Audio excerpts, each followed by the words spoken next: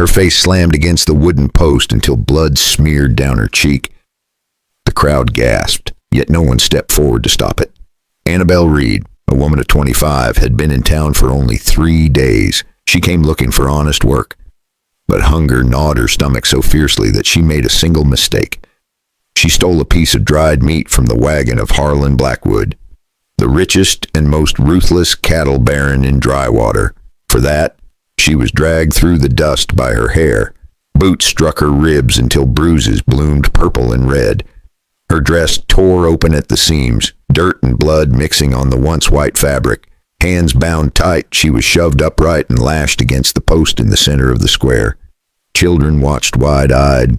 Merchants leaned on their doors. The whole town waited to see the punishment of a hungry stranger. Harlan's men shouted at her, "Hold your head high. Thief, let them see what happens to beggars who touch his property." One yanked her chin upward. Her swollen eye blinked against the harsh sun. Pain radiated from her hip where the blows had landed hardest. Yet worse than the pain was the humiliation. She could feel their eyes crawling over her, weighing her shame heavier than the rope itself. A man in the crowd called out, "Cut her hair off, make her a lesson." Another voice rose, "Shave it all, right here in front of us." The mob laughed, clapping hands together as if watching a circus. Annabelle's throat tightened, her lips trembled, and then, in a voice cracked but defiant, she whispered the words that chilled even the boldest drunk among them. "They wanted to shave me, right in public." The murmurs grew louder. A woman spat at her feet. A boy threw a stone that struck her shoulder. She closed her eyes, trying to remember the sound of her mother's voice, but even that memory slipped away under the roar of ridicule. The rope dug into her wrists until her skin broke. Blood trickled down her arms. Harlan himself had not yet arrived, but his orders were clear. Wait until the square filled, then strip her pride as bare as her scalp. No trial. No mercy, only shame. Annabelle swayed on her feet, dizzy from the beating.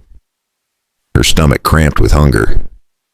The very hunger that had driven her to steal. Now the town looked at her not as a woman, but as a spectacle. Somewhere deep inside, a spark of rage tried to burn against the darkness. She was not evil. She was not dangerous. She was just hungry. But who in this town would care? Who in this town would see her as human? Her lips cracked open again, trembling. If they cut my hair today, what else will they take tomorrow? No one answered. The crowd only leaned closer. Dust swirled in the wind, coating her face and clinging to the blood on her skin. She could taste iron on her tongue. She thought of running, but the ropes made escape impossible. She thought of screaming, but her voice had already grown hoarse. She thought of death, but she was too young to welcome it.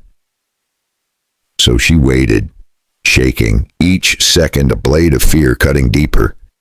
The square filled slowly, footsteps echoing over the wooden boards of porches. The sun climbed higher, spotlighting her misery. Annabelle stared at the horizon, praying for someone, anyone, to intervene. Would mercy come for a woman accused of stealing food, or would this be the last time she stood beneath the open sky? Annabelle's head dropped against the post. Her hair hung like a curtain hiding half her swollen face. The crowd buzzed louder, eager for the shaving to begin. Her stomach twisted in pain, and for a moment she thought this was the end. Then the sound of hooves cut through the square. A tall horse pushed its way forward, dust swirling around its legs. The rider swung down, boots striking the dirt with a heavy thud. He was a broad-shouldered man with a face weathered by sun and wind.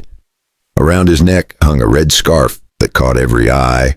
This was Elias Kane. Most in town knew his name. He owned one of the biggest ranches in the county, and folks whispered he was richer than the bank itself. But unlike Harlan, he had a reputation for fairness. Elias did not waste words. He walked straight to the post where Annabelle stood tied and bleeding. His eyes swept over her torn dress, the bruises on her skin, the hopelessness clinging to her. Then he turned toward the man keeping watch. From his saddlebag, Elias pulled a leather pouch. He tossed it down, and the heavy clink of silver coins silenced the crowd. "That is more than enough to," he said. "Cut her loose." The guard shifted on his feet. He was not about to fight a man like Elias, not with so many people watching. With a knife, he sawed through the ropes and let them fall. Annabelle's knees buckled. Before she could collapse, Elias caught her arm. "Easy now," he muttered, steadying her. The crowd mumbled in disappointment. Their show cut short. A woman hissed, "Let her starve." Another man spat in the dirt. Angry they would not see her humiliation, Elias did not care. He wrapped an arm around Annabelle's waist and lifted her onto his horse. "Hold on," he told her. Though she was too weak to answer, the horse shifted and the crowd parted. Dust rose as Elias guided the animal forward, his back straight, his jaw set like stone. No one dared to block his path. Behind him, voices argued. Some shouted that Harlan would not forgive this. Others whispered that Elias had done the right thing. But all eyes followed the horse as it carried the battered woman away. The road out of town was long and quiet. Annabelle clung weakly to the saddle, her head resting against Elias's shoulder. For the first time in days, she felt the faint promise of safety. She did not know this man, but his presence was like a shield. Still, one question burned in her mind. Why would a wealthy rancher risk his standing to save a stranger? And what would happen when Harlan found out who had taken his prize? The ride to Redstone Ranch was slow, but each step carried Annabelle farther from the square that had nearly stripped her of all dignity. By the time they arrived, the sky was fading into gold. The ranch stretched wide, with fences running to the horizon and cattle moving like shadows in the distance. Elias helped her down, and the moment her bare feet touched the ground, two ranch hands rushed over. One of them, a gray-haired woman named Martha, clucked her tongue. "Lord have mercy. She's half-starved." She wrapped an arm around Annabelle, guiding her toward the big house. Inside, the warmth of stew simmering on the stove wrapped around Annabelle like a blanket. She had not smelled food in days. Her stomach growled loud enough to make the ranch hands chuckle. Martha placed a bowl in front of her. "Eat, child. Nobody here's going to take it from you." Annabelle's hand shook as she lifted the spoon. Tears welled in her eyes with the first bite. It was not just the food. It was the way everyone treated her, like she was worth saving, like she was not just some thief to laugh at in the street. Elias stood in the doorway, arms folded, watching her. He said little, but his eyes carried a weight she could not name. For the first time since she arrived in Drywater, Annabelle felt something close to safe. The peace did not last long. The very next day, as the sun dipped low, a lone rider came up the road. He was one of Harlan's men, his hat pulled low, his hand resting easy on the grip of his pistol. He did not bother with greetings. "Harlan says the girl belongs to him." The man growled, "She's to be shaved and shamed, no matter what Kane paid." The ranch hands tensed, ready to act, but Elias stepped forward first. His voice was calm, almost too calm. "You tell Harlan this. No woman is property on my land. He wants her. He can come himself, though he'll regret it." The rider sneered, spat into the dirt, and turned his horse. Dust rose as he galloped back toward town, carrying a message that promised more trouble. Annabelle sat on the porch steps, clutching the mug of warm tea Martha had given her. Her heart pounded. She knew this was not over. The question that burned now was simple. How far would Harlan go to get her back? If you want to see what happens when the law finally steps in, make sure to subscribe so you do not miss the next part of this story. Because the fight for Annabelle's freedom has only just begun, and the next chapter will test whether justice in the Wild West was real or just a dream. Morning broke clear and sharp. Annabelle hardly slept, her mind racing with the image of that rider vanishing into the dark.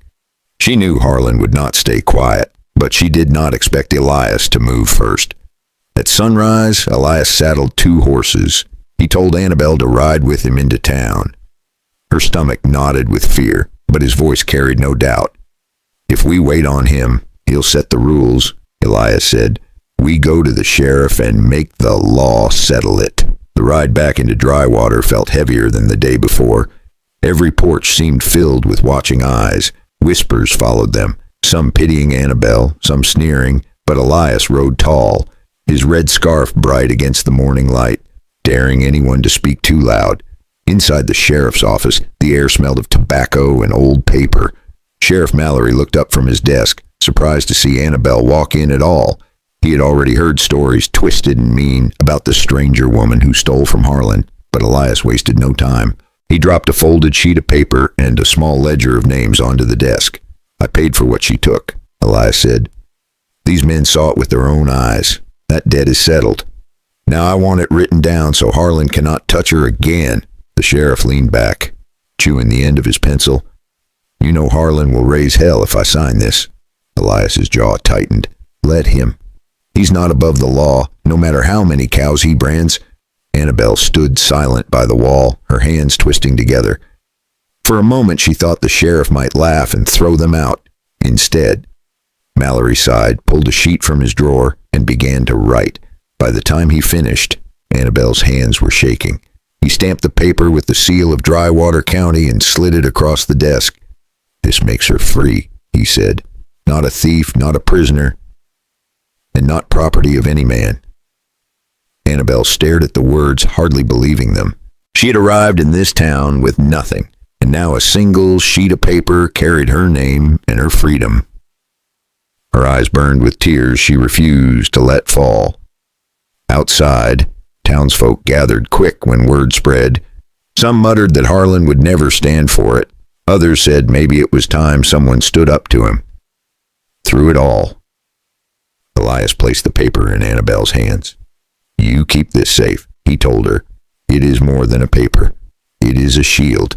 But even as she held it tight, Annabelle knew this was not the end. If Harlan felt his power slipping, he would not stop at threats or words. And when he came back, the question was clear. Would the paper be enough to protect her life, or would blood spill before love and justice had their chance? The paper shook in Annabelle's hands as they left the sheriff's office. She had never owned anything so valuable in her life. It was not land, not gold, not cattle, but it meant more than all of them. It meant freedom.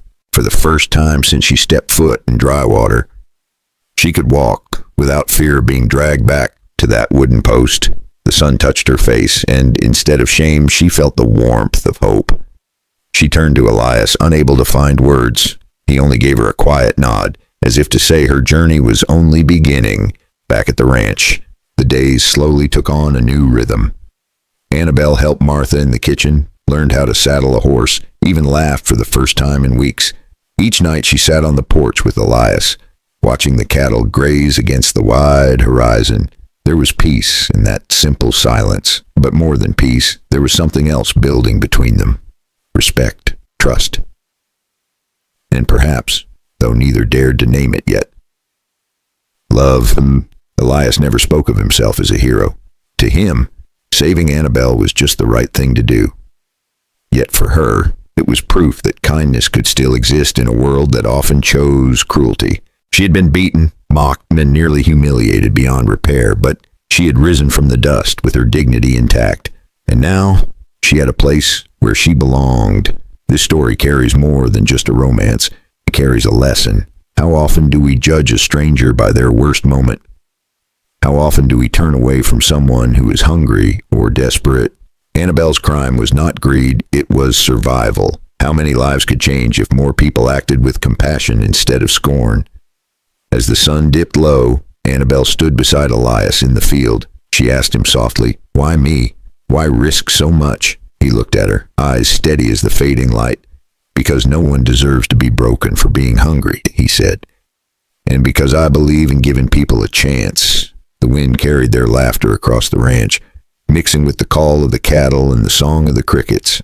It was not just the end of one chapter, but the start of something neither of them had expected. And now, let me ask you, if you had been there in the crowd, would you have thrown the stone, or would you have helped untie the rope? Would you have stood with the mob, or would you have stood with Elias? If this story moved you, do me a favor. Tap the like button and subscribe to the channel so you never miss the next tale from the Old West. Because every story we tell is not just about the past, it is a mirror held up to us today.